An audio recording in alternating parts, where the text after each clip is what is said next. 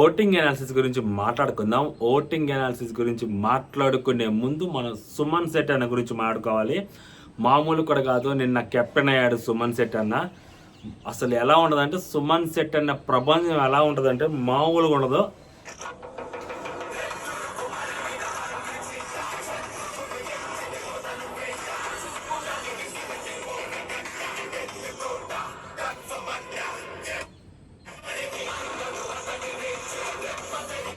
అలా ఉంటుంది అనమాట సుమన్ శెట్టి. అదే మామూలుగా బీజం పెట్టుకుని దండలాడించడం అనమాట.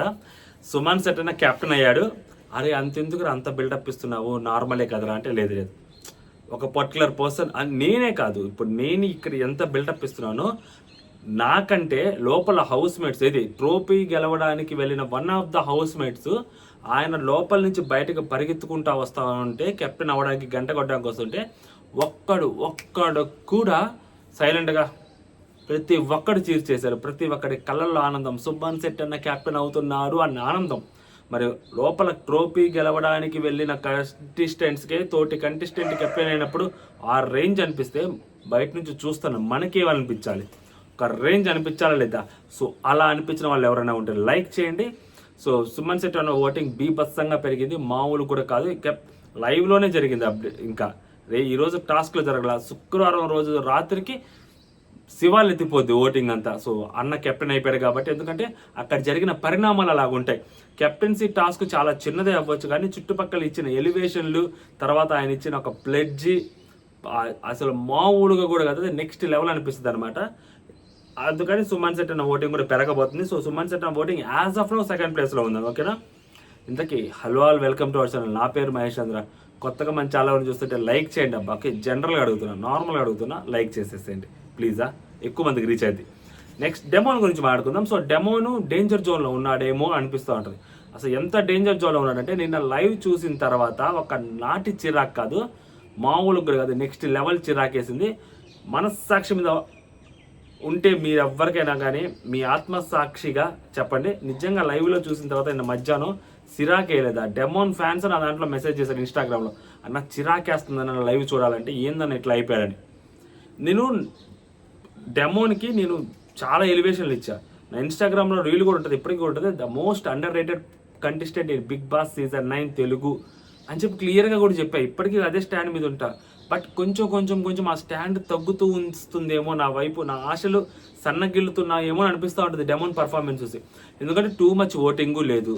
సో ఇదొక పులిహోర కంటెంట్ ఒకటి. నిన్న లైవ్లో మా తాత చచ్చిపోయినప్పుడు కూడా నేను అట్లా మొహం పెట్టి అంత దారుణంగా ఏడవల. ఎందుకు అట్లా మొహం పెట్టాడు, అసలు ఎంత చిరాగ్గా ఉందంటే, నేను మళ్ళీ చెప్తుండే, పులిహోర కంటెంట్ ఈ ఒకళ్ళ నోట్లో ఒకళ్ళు అన్నం పెట్టుకోవటాలు, లేకుంటే ఒకళ్ళు చూసి ఒకళ్ళు తాగిపించుకోవటాలు, హక్ చేసుకోవటాలు, పక్కన కూర్చోటాలు, పక్కన తిరగటాలు, వీటన్నిటికీ నేను ఎప్పుడు అపోజ్ చేయలే. ఎందుకు చేయలేదంటే ఆ గేమ్ ఎఫెక్ట్ అవ్వలేదు. గేమ్ ఎఫెక్ట్ అవ్వకుండా ఆడాడు అంటే తనకి తీసుకోలేదు అవన్నీ. బట్ ఈ నిన్న చాలా దరిద్రంగా అనిపించింది, తీసుకున్నాడు. ఆ ఎమోషన్ని క్యారీ చేస్తున్నాడు. ఆ ఎమోషన్ని క్యారీ చేస్తున్నాడు అంటే అసలు ప్రతి ఒక్కరికి ప్రైమరీ ఏంటి, బిగ్ బాస్ గెలవాలి. ఆ బిగ్ బాస్ గెలవాలి అనే దాన్ని పక్కన పెట్టేసి దీన్ని ప్రైమరీగా తీసుకున్నాడేమో అని అనిపించింది క్లియర్గా లైవ్లో. అక్కడ నచ్చలేదు, చాలా అంటే చాలా నచ్చలేదు. సో అదనమాట. సో ఓటింగ్లో అయితే మాత్రం అంత టూ మచ్ ఓటింగ్ కూడా కాదు, కానీ ఓటింగ్లో అయితే పడుతుంది. కళ్యాణ్ ఓటింగ్ యాడ్ అవుతుంది, సో శ్రీజ ఓటింగ్ యాడ్ అవుతుంది, తన ఓటింగ్ తనకి పడుతుంది. కానీ బట్ అది కానీ లేకపోయి ఉంటే మేబీ ఇంకొంచెం బెటర్ ఉండేదేమో. ఎందుకంటే లైవ్లో చూసిన వాళ్ళకి నీరసం వచ్చిందనమాట నిన్న డెమోన్ది. అది డెమోన్ కరెక్ట్ చేసుకోవాలని కోరుకుందాం. నెక్స్ట్ వచ్చేసరికి తనూజ. సో తనూజని ఈ అమ్మాయిని ఆపేవాళ్ళు ఎవ్వరు లేరండి ఓటింగ్లో. మళ్ళీ చెప్తున్నా, ఈ అమ్మాయి ఓటింగ్ ఈ అమ్మాయికి పడతా ఉంటుంది. సో మొన్న ఆయిషా అరిచినప్పుడు, నిన్న ఆయిషా ఏడ్చినప్పుడు, సో ఆయిషాతో కంపేర్ చేసుకుంటుంటారు. అబ్బాయి నువ్వు తనూజాకి ఎప్పుడు అరవటము ఏడవటం తప్పితే ఇంకోటి తెలియదు అని చెప్పింది. ఈ అమ్మాయి వచ్చిన రెండో రోజు, ఒక రోజు ఫస్ట్ రోజు అరిచింది, రెండో రోజు ఏడ్చింది అని చెప్పి ఇలా అనుకుంటుంటారు. ఇలా అనుకుని ఓట్లు వేసుకునే వాళ్ళు కూడా ఉంటారు. దీన్ని హైలైట్ చేసే వాళ్ళు కూడా చాలామంది ఉంటారు. సో ఈ పాయింట్ని. బట్ నేను ఇక్కడ ఏమంటానంటే, నిన్న ఆయిషా ఏడ్చిన ఏడుపుకి వేరే రీజన్ ఉంది, మనం దీంతో కంపేర్ చేయకూడదు. ఆ అమ్మాయి ఏడ్చింది, బట్ నేనేమంటానంటే బిగ్ బాస్ హౌస్లో నువ్వు ఏడ్చింది ఏ కారణం వల్ల అయినా ఏడవచ్చు. అమ్మాయి ఐసైట్ ప్రాబ్లం వల్ల, అది కనపడకపోవడం వల్ల అమ్మాయి గేమ్ ఓడిపోయిందని ఏడ్చింది. But end of the result ఏంటి, టాస్క్ ఓడిపోయినందుకు అమ్మాయి ఏడ్చింది. దానికి కారణం ఆ అమ్మాయి ఐసైట్ అనేది వన్ ఆఫ్ ద రీజన్ అంతే. సో నేను అదే అంటుంది. సో ప్రతి ఒక్కరు ఏడుస్తారు బిగ్ బాస్ హౌస్లో, అది టాస్క్లో ఓడిపోయినప్పుడు, లేకపోతే టాస్క్లో ఆడించుకున్నప్పుడు, వేరియస్ రీజన్స్ తోటి వాళ్ళు కూడా ఏడుస్తారు. ఎందుకంటే వాళ్ళకి కూడా జీల్ ఉంటుంది కాబట్టి. సో నువ్వు ఆ జీల్లో క్వశ్చన్ చేసింది కాబట్టి ఆ రోజు ఆయిషా సేమ్ సిచ్యువేషన్ ఆమెకి రిపీట్ అయింది అని కొంతమంది అనుకుంటున్నారు కానీ బట్ ఇది వేరే సిచ్యువేషన్ అనమాట. దాంతో దీన్ని కంపేర్ కూడా చేయలేం మనం. బట్ ఇంకొకటి ఏంటంటే దీంట్లో 2 యాంగిల్ ఉంటాయి. ఒకటి టాస్క్ గెలుద్దాము, తోపులాగా ఫీల్ అవుదాము, చూపిద్దాము మనం ఏంటి కెప్టెన్ అయిపోదాము, వచ్చిన టాస్క్కి ఆడేసాము, కెప్టెన్ అయిపోయాము అని చూపించుకోవడానికి ఉంటుంది. ఎందుకంటే ఆ అమ్మాయి ఫస్ట్ వెళ్ళింది చాలా ఈజీగా వెళ్ళింది అనమాట. బట్ అన్ఫార్చునేట్లీ అది మిస్ అయింది కాబట్టి సో ఆ ఏడుపు కూడా కొంచెం అది కూడా మిక్స్ అయి ఉండొచ్చు. ఓకేనా. సో తనూజ దగ్గరికి వచ్చేసరికి తనూజ ఓటింగ్ బీభత్సంగా పడుతుంది, నెక్స్ట్ లెవెల్ ఓటింగ్ పడుతుంది. సీరియల్ ఫ్యాన్ బేస్ ఏదైతే ఉందో సో ఆమెకు అది బిగ్గెస్ట్ అడ్వాంటేజ్. దానితోటి సో సీరియల్స్లో చేసే వాళ్ళు కొంతమంది కూడా ఆమెకి వాళ్ళ ఇన్స్టాగ్రామ్లో స్టోరీస్ అవ్వచ్చు, వాళ్ళ మ్యూచువల్ ఫ్యాన్ పేజెస్లో ఈమె గురించి ప్రమోషన్లు అవ్వచ్చు. సో కాబట్టి సో తనూజ ఓటింగ్ తనూజకు బీభత్సంగా పడుతూ ఉంటుంది. ఆ అమ్మాయిని ఆపే వాళ్ళు ఎవరు లేరు. అండ్ మొన్న ఇచ్చిన స్ట్రాంగ్గా ఏదైతే సో ఆయిషా తోటి ఎన్కౌంటర్ ఉందో ఆ ఎన్కౌంటర్ ఈ వీక్ అంతా ఆ అమ్మాయిని టాప్లో అలాగే ఉంచగలుగుతుంది కూడా. నెక్స్ట్ వచ్చేసరికి మన భరణి గారు, బంధాల భరణి గారు. సో బంధాల భరణి గారు కూడా డేంజర్ జోన్లో ఉన్నారు. నాకు ఒక పాయింట్లో ఏమనిపిస్తుంది అంటే ఆయన ఎమోషనల్ టార్చర్ చూపెడుతున్నాడో ఎమోషనల్ టార్చర్ తీసుకుంటున్నాడో తెలియట్లేదు. సో నా పాయింట్ ఆఫ్ వ్యూ ఏంటంటే ఎమోషనల్ టార్చర్ పెడుతున్నాడేమో దివ్య అని అనిపిస్తూ ఉంది లిటరల్లీ. అసలు ఆ అమ్మాయి లేస్తే నువ్వు నా పర్మిషన్ తీసుకోవాలా, కూర్చుంటే నా పర్మిషన్ తీసుకోవాలా, రితు చౌదరితో మాట్లాడుతుంటే నా పర్మిషన్ తీసుకోవాలా, నువ్వు నేను చెప్పిన వాళ్ళతో నువ్వు వెళ్ళి మాట్లాడాలా, నేను చెప్పిన వాళ్ళతో నువ్వు వెళ్ళి ప్యాచప్ చేసుకోవాలా, నేను చెప్పినప్పుడు నువ్వు తనుజతో మాట్లాడాలా, నేను చెప్పినప్పుడు నువ్వు కళ్యాణ్తో మాట్లాడాలి. ఈ కైండ్ ఆఫ్ నేచర్ ఆయనలో క్లియర్గా కనిపిస్తూ ఉంది. ఆయన గేమ్కి ఎంత ఎఫెక్ట్ అవుతుంది అనేది తెలియదు కానీ సో దివ్య గేమ్ కంప్లీట్లీ డౌన్ అయిపోయింది. ఆ డౌన్ అయిపోవడానికి one of the reason, one and only reason Bharani garu. క్లియర్గా అర్థమైపోతుంది. ఒక వ్యక్తిని పక్కన పెట్టుకొని దాన్ని షాడో చేసేసుకొని మనమే ఎలివేట్ అయిపోవాలి అని సంజన గారు ఏదైతే చెప్పారో ఆయన గేమ్ ప్లాన్ పర్ఫెక్ట్గా ఇంప్లిమెంట్ చేస్తున్నారు. దాంట్లో భాగంగా దివ్య నిఖిత లాస్ట్ బట్ నాట్ లీస్ట్లో ఉందన్నమాట. ఒక పొజిషన్ ముందుంది. ఓటింగ్ అయితే చాలా తక్కువ పడుతుంది. ఈమె కాపాడుకోవాలి అంటే చాలా కష్టం. ఈ ఓటింగ్ ఆ స్టేజ్లో ఉంటుంది కాబట్టి. ఎందుకంటే లాస్ట్ వీక్ ఆమె ఏదైతే గేమ్ ఆడేదో ఆ గేమ్ పర్ఫార్మెన్స్ చూసి ఇప్పుడు ఓట్లు వేయడానికి కూడా కనీసం ఇప్పుడు టాస్కుల్లో పార్టిసిపేషన్ లేదు. ఎపిసోడ్లో అంతా ఏడవటమే. నిన్న ఎపిసోడ్ అయితే అంతా ఏడవటమే. ఈయన అంటాం, ఈయన ఆమెనంటాం, మళ్ళీ ఆమె కింద కూర్చొని ఆయన బతిలు ఆడుకోవటం ఇదే కనిపిస్తూ ఉంది. ఆ అమ్మాయి గేమ్ కంప్లీట్గా కనిపించట్లేదు. అందులో నిన్న ఎపిసోడ్లో మాధురి గారిని కూడా గట్టిగా వేసుకోవాలి. మాధురి గారిని గట్టిగా వేసుకొని ఉంటే ఓట్లు వచ్చేవి. నిన్న రితు చౌదరి వేసుకుంది మాధురి గారిని. రితు చౌదరి ఉంటే ఇప్పటికి సేవ్ అయిపోయింది, సేఫ్ జోన్లోకి వెళ్ళిపోయింది. ఆ రేంజ్లో వేసుకున్నారన్నమాట మాధురి గారి మీద. అండ్ మాధురి గారికి కూడా ఆ రేంజ్లో నెగిటివిటీ కూడా ఉంది ఆమెకి. సో అది ఇర్రెస్పెక్టివ్ ఆఫ్ పొలిటికల్ పార్టీస్ కానీ లేకుంటే ఎవరైనా కానీ ఆమె వాయిస్కి కంప్లీట్గా ఇరిటేట్ అయ్యే వాళ్ళు 110% ఉంటారు హౌస్లో, బయట వాళ్ళ ఇళ్ళల్లో. సో కాబట్టి ఆమెను ఎదిరించడానికి స్కోప్ కూడా రాలేదు నిన్న ఎపిసోడ్లో. మేబీ ఈరోజు ఏమన్నా వచ్చుద్దా అంటే ఈరోజు వచ్చినా కానీ అది లేట్ అయిపోయినట్టే. ఆల్మోస్ట్ ఇంకా ఫ్రైడేనే కదా, ఆల్మోస్ట్ అయిపోయినట్టే. సో డేంజర్ జోన్లో అయితే ఉందండి, పక్కా డేంజర్ జోన్ క్లియర్గా కనిపించేస్తుంది. ఇంకా ఎలిమినేట్ అయిపోయినా ఆశ్చర్యపోవలేదు. ఇంకా మిగిలింది 2 కామనర్లు. ఈమె వెళ్ళిపోయి మేబీ శ్రీజ ఏమన్నా అసలు బిగ్గెస్ట్ టీఆర్పీ లోడింగ్ అది ఇది అంటున్నారు, నెక్స్ట్ లెవెల్ ప్లానింగ్ అంటున్నారు, దివాళీ ఎపిసోడ్ అంటున్నారు. మేబీ ఈ అమ్మాయిని బయటికి పంపించి ఆమె లోపలికి తీసుకునే దానికి కూడా ఛాన్స్ ఉండొచ్చు.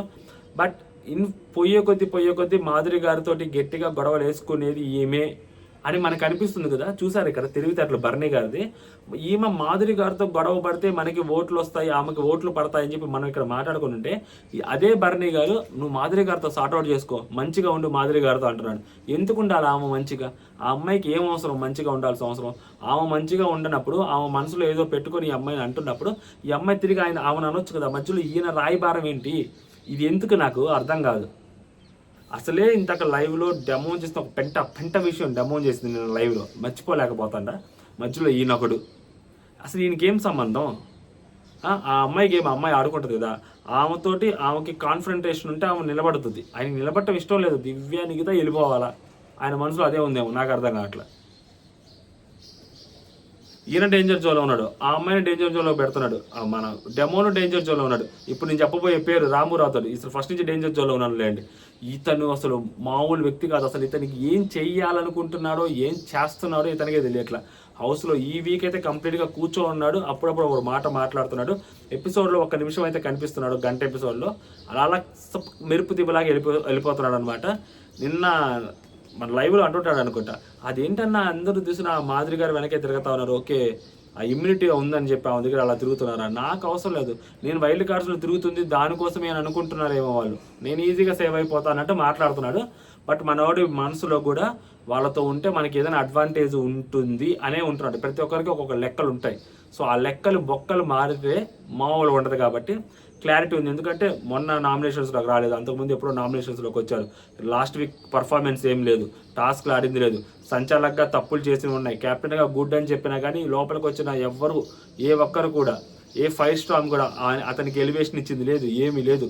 ఉంటున్నాడంటే ఉంటున్నాడు హౌస్లో. మరి ఇలాంటి పర్సన్ ఎలిమినేట్ అవ్వడానికి బిగ్గెస్ట్ ఛాన్సెస్ ఉన్నాయి. దివ్యాని కాపాడిన వ్యక్తి అవుతారు ఎలిమినేట్ అవుతారు. ఎందుకంటే వరుసగా కామనర్స్ ఎలిమినేట్ అయిపోతూ ఉన్నారు. Crucial week 6th week wild cards వచ్చిన తర్వాత వీక్.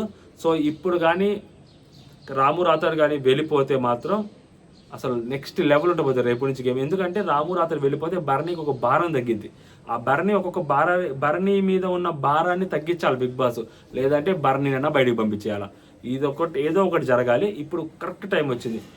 బర్నీ గారి కొడుకు అనుకుంటా, అండ్ బర్నీ గారి చెల్లెలు ఉంది.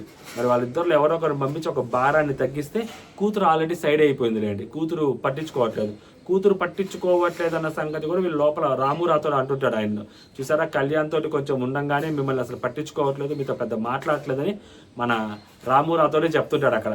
సో రాము రాథోడ్ క్లియర్గా ఎక్స్ప్లెయిన్ చేస్తుంటాడు బర్నీ గారికి. సో రాము రాథోడే చెప్పాడంటే మనం ఈజీగా నమ్మొచ్చు. ఎందుకంటే రాము రాథోడ్ హౌస్లో ఉన్నాడు కాబట్టి, హౌస్లో ఉన్నాడు, చూస్తుంటాడు, అబ్జర్వ్ చేస్తుంటాడు కాబట్టి. మరి బర్నీ గారిని ఆ అమ్మాయి అవాయిడ్ చేస్తుందని క్లియర్గా రాము రాథోడ్ చెప్పారు కాబట్టి ఆ అమ్మాయికి మంచి రోజులు వచ్చే మనోడికి ఎలిమినేషన్కి దగ్గర పడుతున్నాయి రోజులు, అంతే తేడా, ఇంకేం లేదు. సో మీరు ఎవరికైనా ఓటు వేయకపోతే డమోన్ పవన్కి కూడా ఓటు వేసుకోండి. ఎందుకంటే హరీష్ ఎలిమినేషన్ బిగ్గెస్ట్ టీఆర్పీ వచ్చిందంట. దాని తర్వాత మేబీ అలాంటిది ఏమైనా ప్లాన్ చేస్తున్నారేమో. బర్నీ గారి ఎలిమినేషన్ కానీ నెక్స్ట్ లెవెల్ ఉంటుంది. సో బర్నీ గారి ఎలిమినేషన్ అయిపోతే కూడా అక్కడ బంధాలన్నీ క్లోజ్ అయిపోతాయి. ఒక పవర్ సెంట్రిక్ ఏదైతే ఉందో ఆ పవర్ సెంట్రిక్ని పీకేశారు అనుకోండి, ఇంకా పవర్ ఎక్కడికి వెళ్ళుద్ది. సో ఈయన బంధాల ట్రాన్స్ఫార్మర్. సో ఈయన బంధాల ట్రాన్స్ఫార్మర్ నుంచి అందరూ వచ్చి బంధాలు తగిలించుకొని పోతూ ఉంటారు. పవర్ అన్న బంధం ఒకటి, నాన్న బంధం ఒకటి, తమ్ముడు బంధం ఒకటి, కొడుకు బంధం ఒకటి తగిలించుకొని పోతూ ఉంటారు. ఆ పవర్ సెంట్రిక్ని తీసి పక్కన పెట్టారు అనుకోండి పీకి, ఇంకేముంటుంది పవర్, ఎవరి గేమ్ వాళ్ళు ఇండివిజువల్గా ఆడుకుంటూ ఉంటారు. సో కాబట్టి క్లియర్గా తెలుస్తుంది ఏంటంటే బర్నీ గారు, డెమోను ఇరువురు డేంజర్ జోన్లో ఉన్నారు.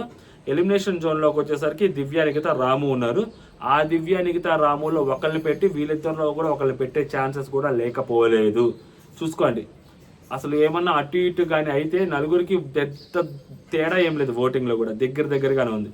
బిగ్ బాస్ టీం కాల్ తీసుకోవడానికి కూడా ఛాన్స్ ఉన్న ఓటింగ్ అంట అది. సో ట్రెండ్స్ అలా నడుస్తున్నాయంట అక్కడ.